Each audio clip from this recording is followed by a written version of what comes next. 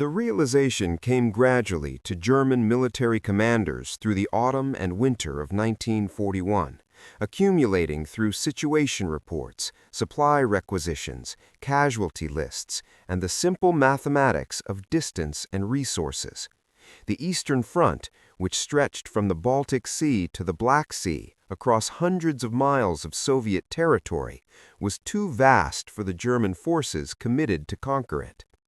Field Marshal Fedor von Bock, commanding Army Group Center in the advance toward Moscow, studied maps that showed German forces spread across frontages that exceeded anything in military planning assumptions.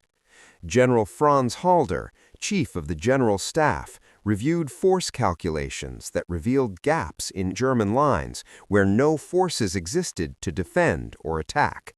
The Soviet Union was simply too large, and the German army attempting to conquer it was too small for the mission it had been assigned. The planning for Operation Barbarossa had acknowledged the Soviet Union's size, but had assumed that German operational superiority would overcome geographic disadvantages.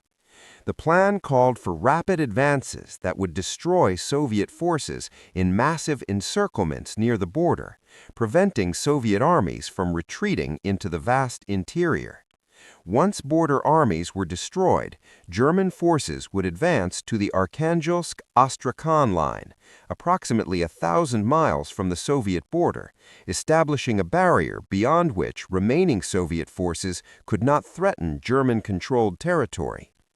The operations would be completed in a single campaigning season before winter made further advances impossible. These assumptions had seemed reasonable in the spring of 1941, when German forces assembled along the Soviet frontier. Germany had demonstrated in Poland and France that it could achieve operational breakthroughs and complete encirclements that destroyed enemy armies in weeks. The Soviet military had performed poorly in the Winter War against Finland, suggesting Soviet forces were poorly led and equipped. German intelligence estimated Soviet strength at perhaps 200 divisions, a number that German forces could defeat through superior tactics and operational skill, even if outnumbered. The initial phase of Operation Barbarossa appeared to validate German planning. Army Group North, under Field Marshal Wilhelm Ritter von Lieb, advanced toward Leningrad. Army Group Center, under Bock, drove toward Moscow, and Army Group South, under Field Marshal Gerd von Rundstedt, pushed into Ukraine. The encirclements at Minsk, Smolensk, and Kiev destroyed Soviet armies as planned. Hundreds of thousands of Soviet soldiers were killed or captured. German forces advanced hundreds of kilometers in weeks, achieving the kind of rapid breakthrough that characterized German operational methods.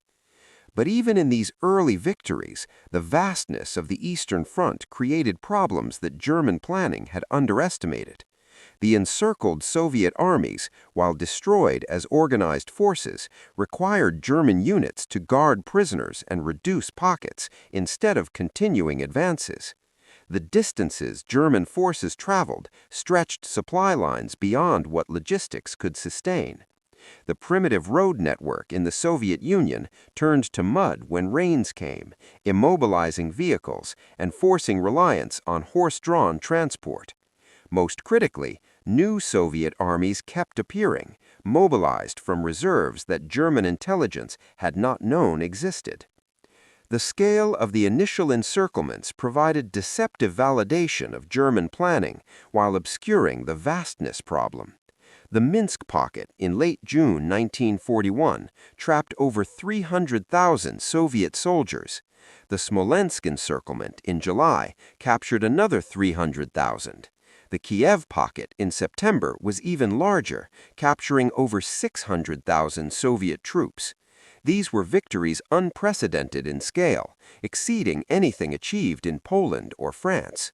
But the victories consumed time and forces, and behind each destroyed Soviet army, new Soviet armies appeared to defend new positions hundreds of kilometers deeper into Soviet territory.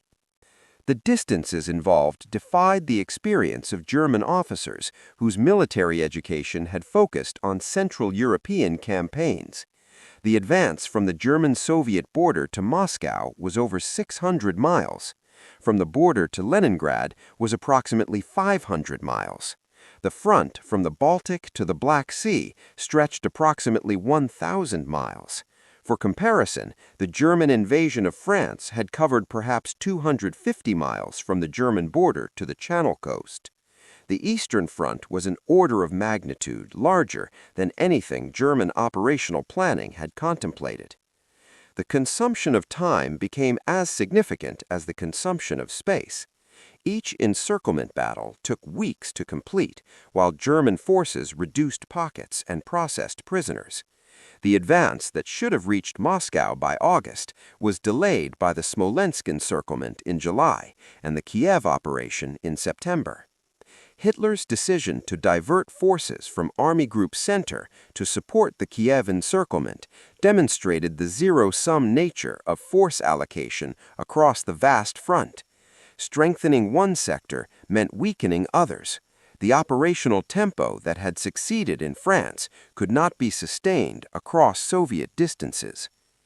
General Heinz Guderian, commanding 2nd Panzer Group in the advance toward Moscow, was among the first senior commanders to recognize that distance was becoming a strategic problem.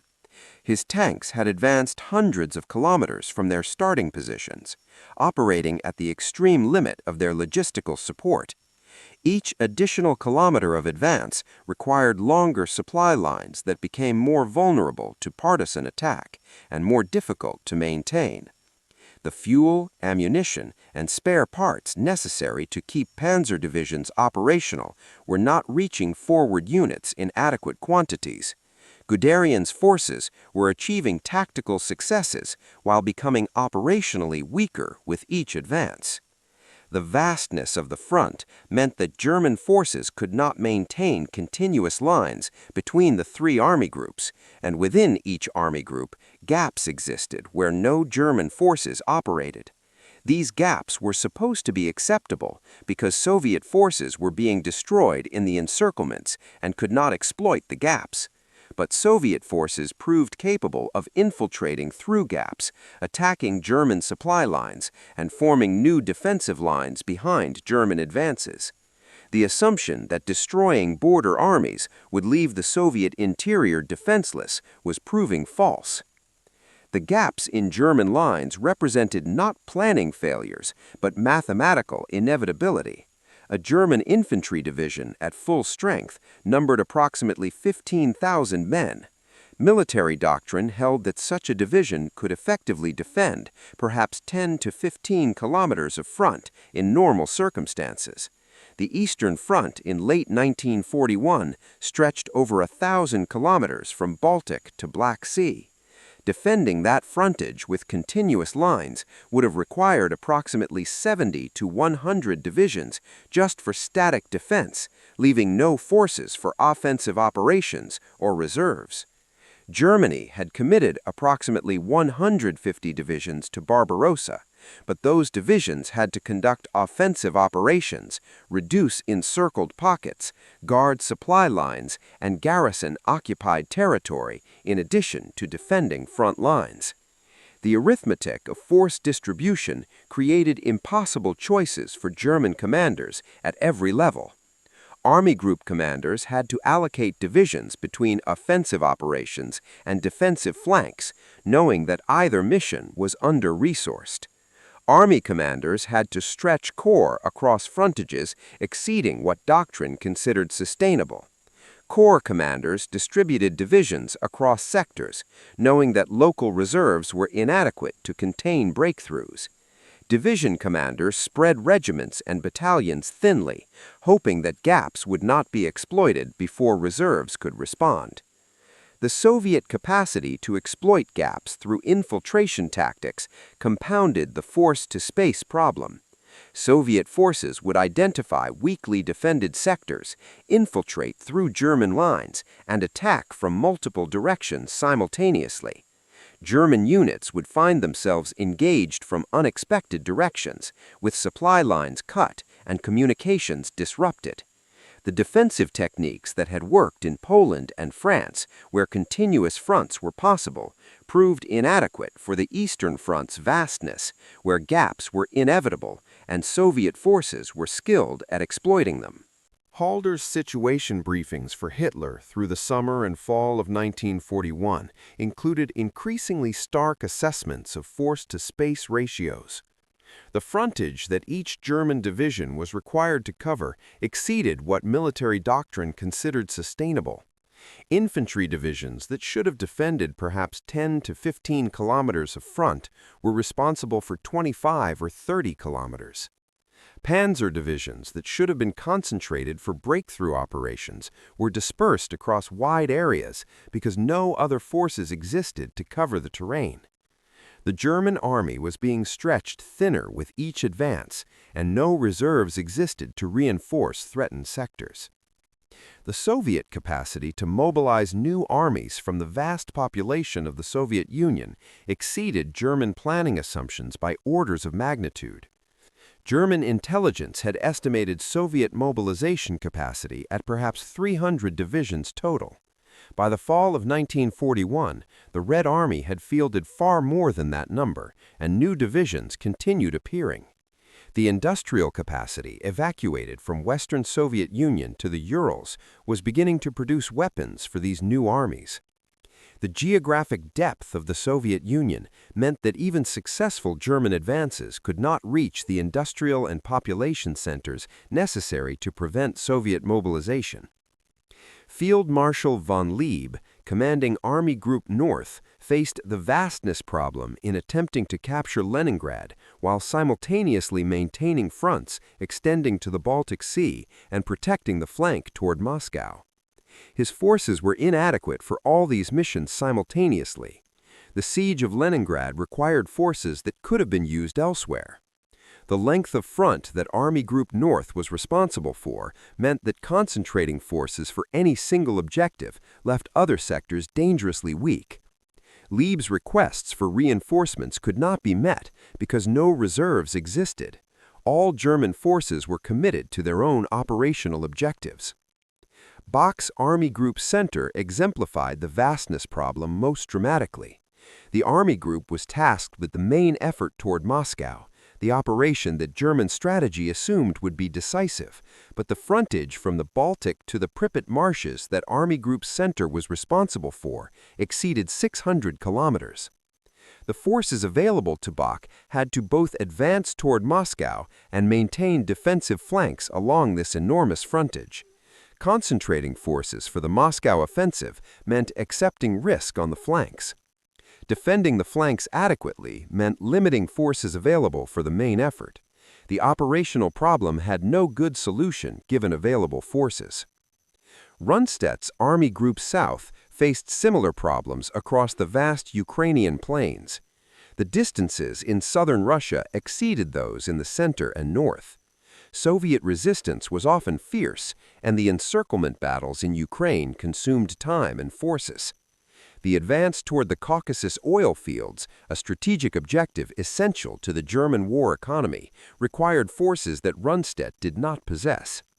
The choice was between consolidating control of Ukraine or advancing deeper into Soviet territory toward objectives like Rostov and the Caucasus. Army Group South lacked the strength to do both simultaneously.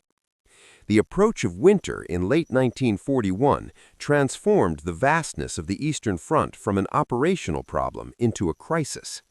German forces were dispersed across a front stretching over 1,000 miles in positions hundreds of miles from their starting points, without adequate winter clothing or shelter. The assumption that the campaign would be completed before winter meant that winter preparations had been minimal. German soldiers faced the Soviet winter in summer uniforms, occupying positions that offered little protection from cold that dropped to minus 30 or 40 degrees Celsius. The temperature extremes of the Soviet winter themselves were a manifestation of the Eastern Front's continental vastness. The same geographic enormity that created impossible distances also created a climate harsher than anything German soldiers had experienced in Western Europe. Temperatures in January 1942 reached -40 degrees Celsius in some sectors. Vehicle engines froze overnight and could not be restarted. Weapons malfunctioned in extreme cold. Frostbite became as significant a casualty factor as combat. German soldiers burned furniture, books, and anything combustible to create warmth, destroying Russian villages in the process, but still suffering from inadequate shelter. The winter equipment crisis revealed how completely German planning had misunderstood the campaign's duration. The winter clothing that eventually reached German forces in late 1941 and early 1942 came from collections in Germany rather than military stockpiles because military planning had not anticipated needing winter equipment. The quantities were insufficient, the distribution was chaotic, and much of the equipment was civilian clothing unsuited for military operations. German soldiers improvised winter gear from captured Soviet equipment, civilian clothing, and whatever materials they could scavenge. The Wehrmacht that had appeared invincible in the summer looked ragged and desperate by winter. The logistics crisis intensified with winter's onset. The primitive Soviet rail network that German logistics depended on became less reliable as equipment and operations were affected. Locomotives froze, rails cracked in extreme cold. The switch from European to Soviet rail gauge, which required transshipment of supplies, became even more of a bottleneck.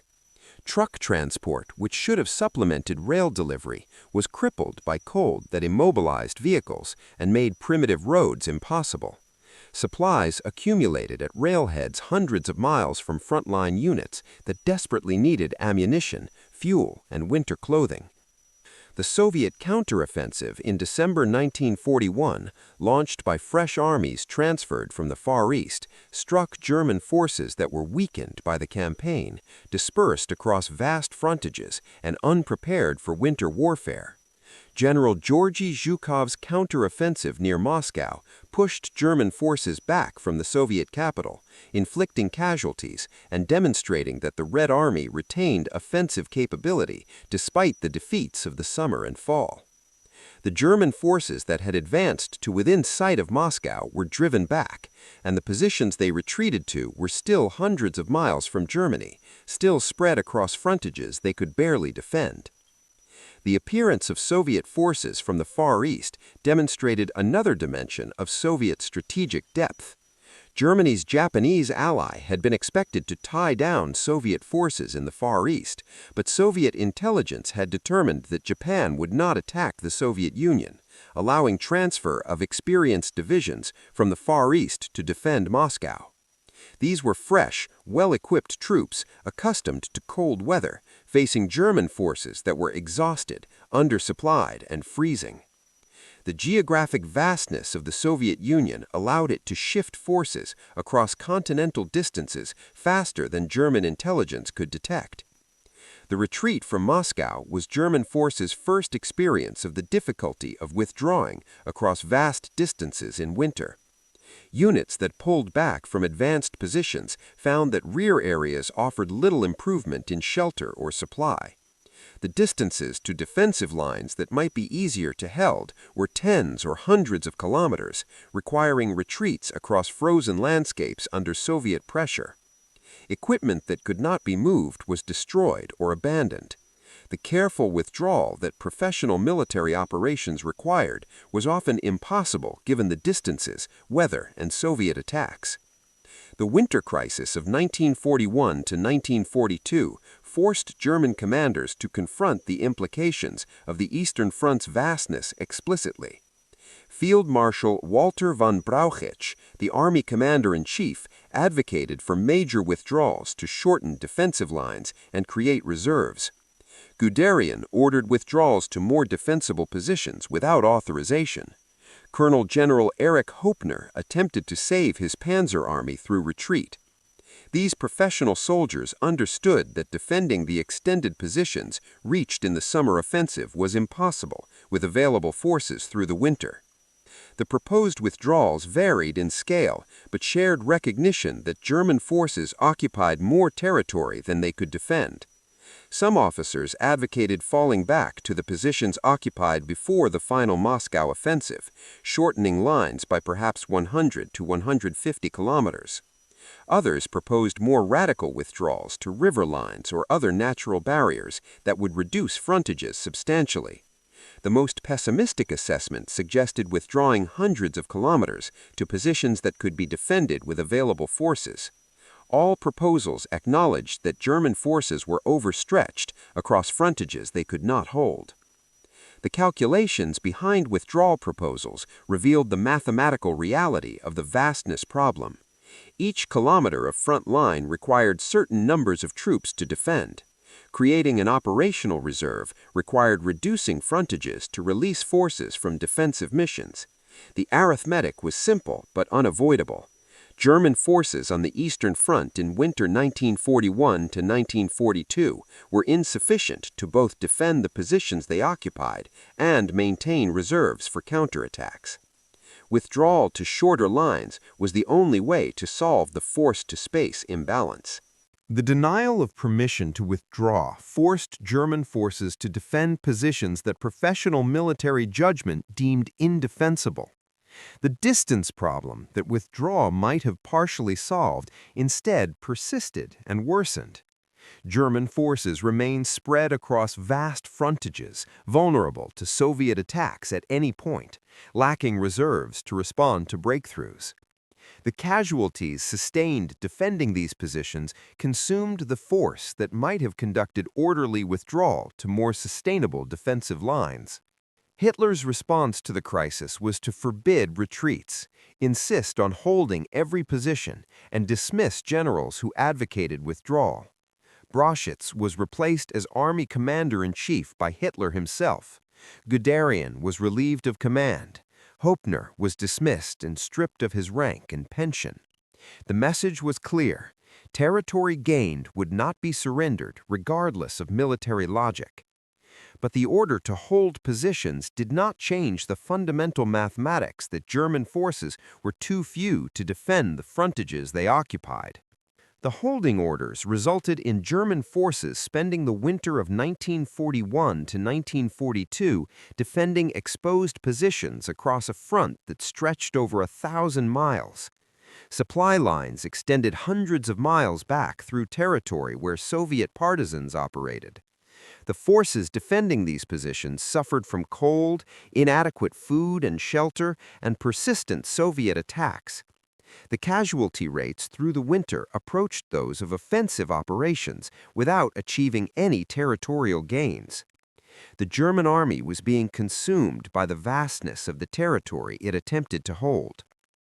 General Georg von Küchler, who replaced Lieb when the latter requested permission to withdraw and was denied, found himself commanding Army Group North in a strategic dead end. Leningrad remained under siege but not captured. The front extended across hundreds of miles of forest and swamp. Soviet forces attacked constantly, seeking to break the siege. Küchler's forces were adequate for defense, but inadequate for offense, trapped in a war of attrition across terrain and distances that favored the defender. The operational stalemate consumed forces that could have been employed more productively elsewhere. The realization that the Eastern Front was too vast had different implications for different levels of German command. For Army Group commanders like Bock, Rundstedt, and Küchler, it meant recognizing that their missions were impossible with available forces.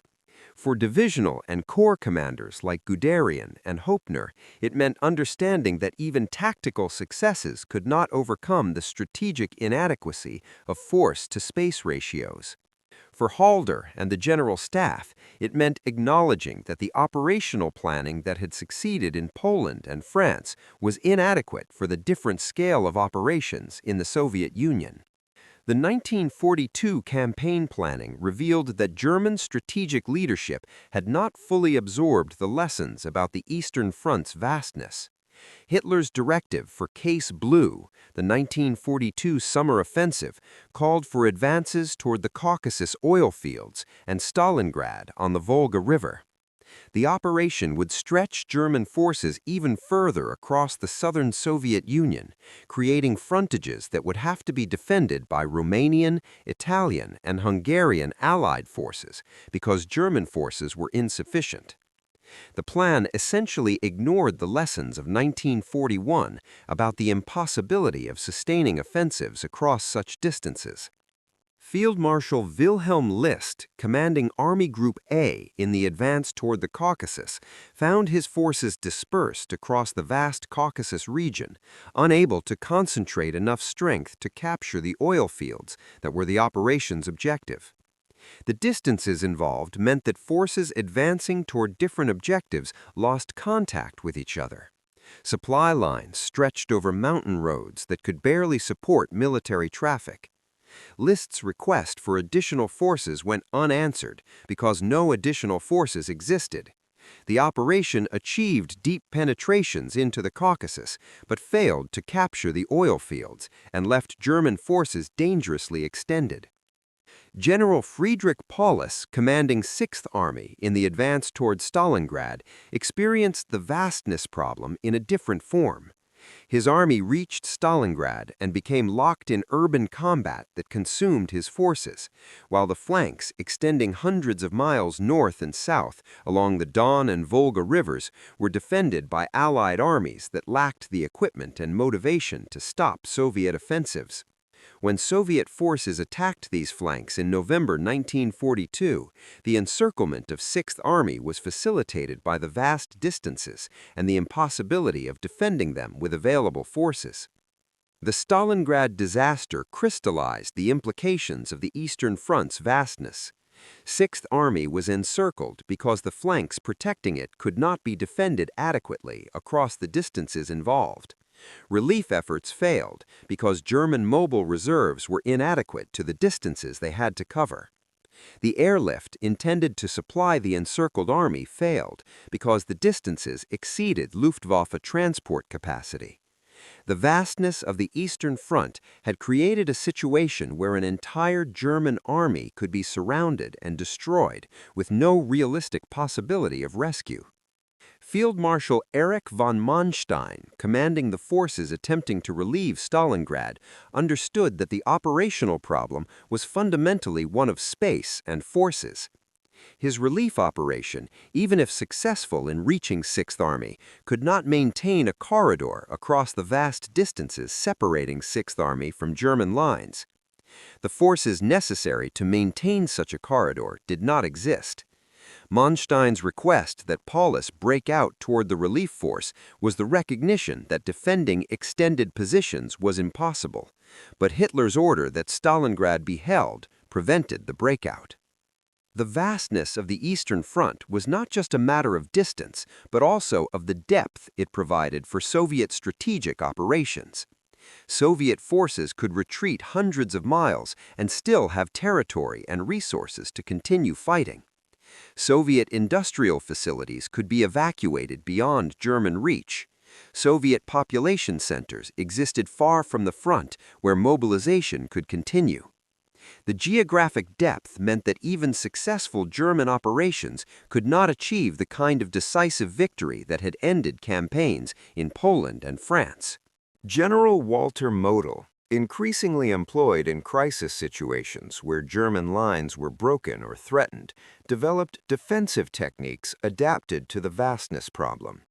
Model's approach involved defending key positions strongly while maintaining mobile reserves that could respond to Soviet breakthroughs.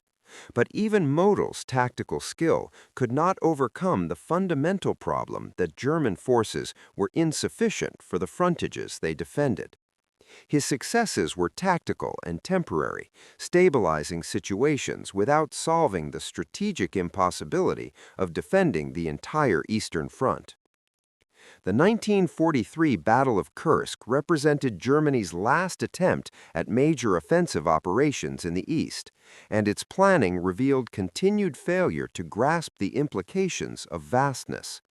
The operation aimed to eliminate the Kursk salient through coordinated attacks from north and south. But concentrating forces for Kursk meant weakening defenses elsewhere along the 1,000-mile front. Soviet forces were able to prepare the Kursk defenses thoroughly because they could concentrate forces in a relatively small area, while German forces had to maintain defensive responsibilities across vast frontages, while also assembling offensive forces for Kursk. The failure of the Kursk offensive confirmed what professional German officers had understood since 1941. Germany could not sustain major offensives in the east while also defending the territory already occupied. The strategic initiative passed permanently to the Soviet Union, and German forces faced the problem of defending an extended front against Soviet forces that could mass for breakthroughs while German forces remained dispersed. The vastness that had prevented German conquest now facilitated Soviet reconquest. General Gotthard Heinrici, who would command various armies through the defensive campaigns of 1943 to 1945, perfected defensive tactics that acknowledged the impossibility of holding continuous lines across the Eastern Front's vastness. Heinrici's technique involved identifying Soviet attack preparation through intelligence and withdrawing forces from forward positions before Soviet artillery bombardments, then defending from positions to the rear. The approach conserved German forces but could not prevent Soviet advances, only slow them and extract maximum cost from Soviet offensives. The defensive campaigns of 1943 to 1945 saw German forces conducting fighting withdrawals across the vast territory they had conquered in 1941 to 1942. Each withdrawal shortened German defensive lines slightly, but the distances remained enormous. The retreat from Leningrad, from Ukraine, from Belarus, from the Baltic states, each represented recognition that German forces could not hold territory that had been captured at such cost. The vastness that had prevented German victory now determined the pace and character of German defeat. The Allied forces that Germany deployed to cover vast frontages in the east proved inadequate when tested. Romanian, Hungarian, and Italian armies lacked the equipment and training to stop Soviet offensives. When Soviet forces attacked sectors defended by Allied armies, breakthrough and encirclement followed predictably. The German forces positioned to support Allied armies were insufficient to prevent collapse. The use of Allied forces was an admission that German forces were inadequate for the frontages involved. But the Allied forces were even less adequate. Field Marshal Walter Model, recalled to service as Inspector General of Armored Troops after his 1941 dismissal, argued from 1943 onward that Germany should abandon extended positions in the east and establish shorter defensive lines that could be held with available forces. His proposals for elastic defense and strategic withdrawal were repeatedly rejected by Hitler, who insisted that every meter of territory be defended. Guderian's frustration reflected his understanding that the tactical and operational competence of German forces was being wasted defending indefensible positions across indefensible distances. The vastness of the Eastern Front also created supply and logistics problems that German military organization could not solve. The distances supplies had to travel from Germany to frontline units exceeded what German logistics could sustain. Railroads in the Soviet Union used different gauge track than German railways, requiring transshipment that created bottlenecks. The primitive road network meant that supplies often had to be transported by horse-drawn wagons for the final leg to frontline units. Soviet partisan operations targeted supply lines, forcing diversion of combat forces to guard logistics. The logistical challenges of the vast degrade German combat effectiveness continuously. The manpower demands of defending the vast Eastern Front exceeded Germany's population resources. By 1943, German forces in the East numbered over 3 million men, with additional forces in the West, the Mediterranean, and other theaters. The casualties sustained through 1941 to 1942 could not be replaced with soldiers of equivalent quality. The divisions defending the Eastern Front declined in combat effectiveness as experienced soldiers were killed and replaced by hastily trained conscripts. The force quality degradation meant that even maintaining the same number of divisions on paper represented declining actual combat capability.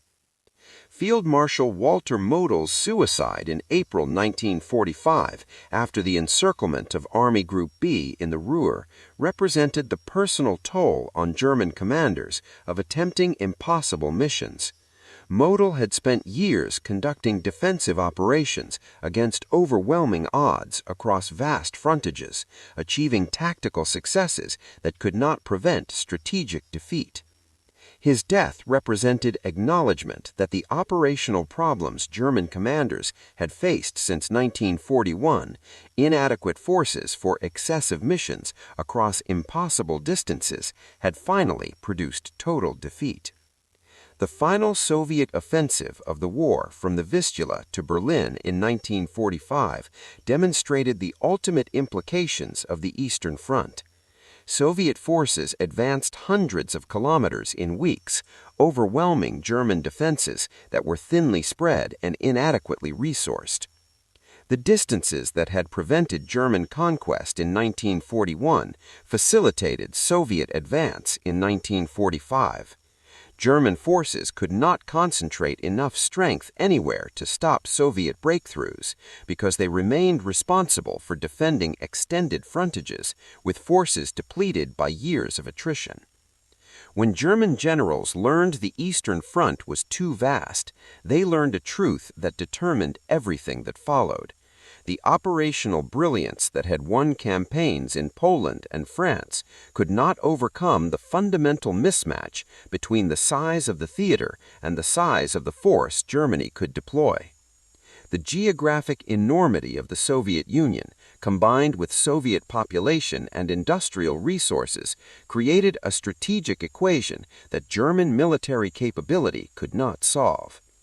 The generals who understood this, Halder, Guderian, Manstein, Model, Heinrici, were constrained by political leadership that refused to accept strategic reality until defeat was complete and irreversible. The vastness that German forces attempted to conquer instead consumed them, stretching German military power across distances and frontages that guaranteed its dissipation and ultimate destruction.